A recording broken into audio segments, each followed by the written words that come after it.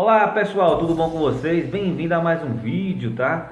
Hoje o tema será Independência dos Estados Unidos, que foi ontem o dia da independência dos Estados Unidos, 4 de julho de 1789, né? Então, vou falar um pouco sobre o George Washington, que liderou essa independência, entre aspas, dos Estados Unidos da América, que na verdade foi comandado pela elite ali que tinha própria dos Estados Unidos, né? Então, aí está um pouco a imagem de George Washington, né?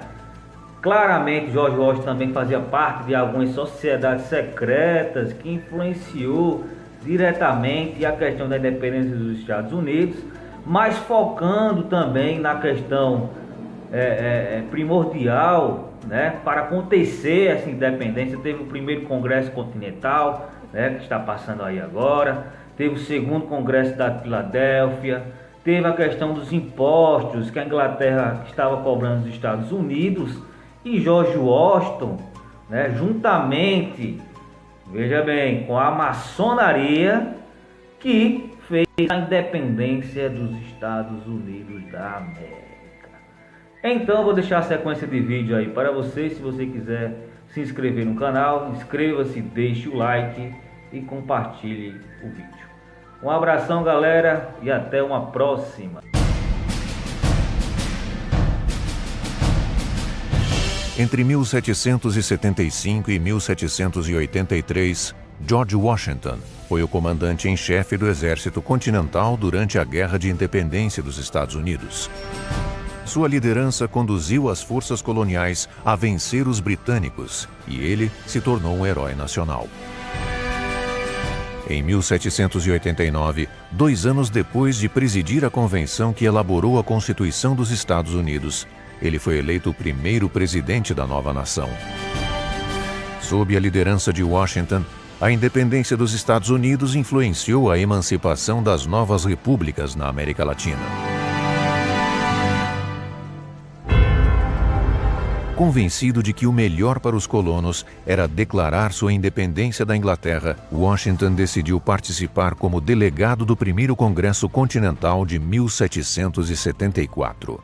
Um ano depois, quando o segundo Congresso Continental se reuniu, a Revolução havia começado e Washington foi nomeado comandante em chefe do Exército Continental. Mesmo que as tropas estivessem mal treinadas e precisassem de alimentos, munições e outros mantimentos, Washington conseguiu lhes dar uma direção e motivação.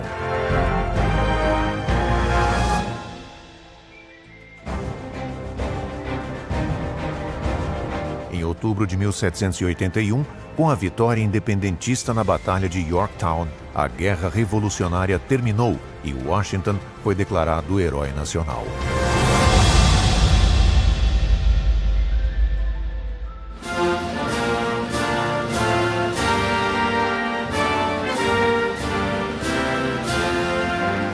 Em 1783, com a assinatura do Tratado de Paris entre Grã-Bretanha e os Estados Unidos, Washington renunciou ao exército e retornou à sua vida familiar em Mount Vernon.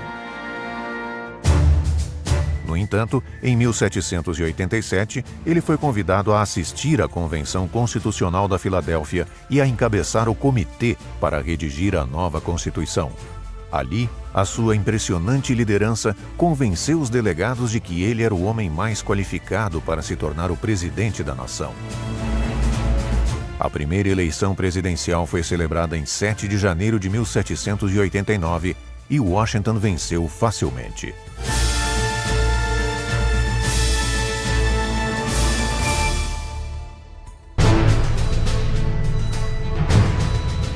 A façanha de George Washington e a Revolução Norte-Americana deram início à Idade Contemporânea, inspirando ideologicamente outras grandes revoluções libertárias.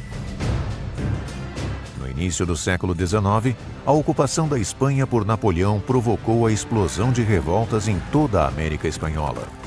Já haviam constatado como os Estados Unidos tinham se tornado independentes da Inglaterra, uma pátria-mãe ainda mais poderosa que o debilitado poder espanhol.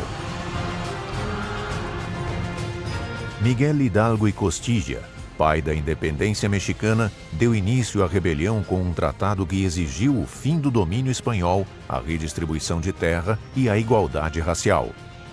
Com a libertação da Argentina, Peru e Chile por José de San Martín e do Equador, Bolívia, Colômbia e Venezuela por Simón Bolívar em 1818, grande parte do continente era independente ou se encontrava em estado de revolta.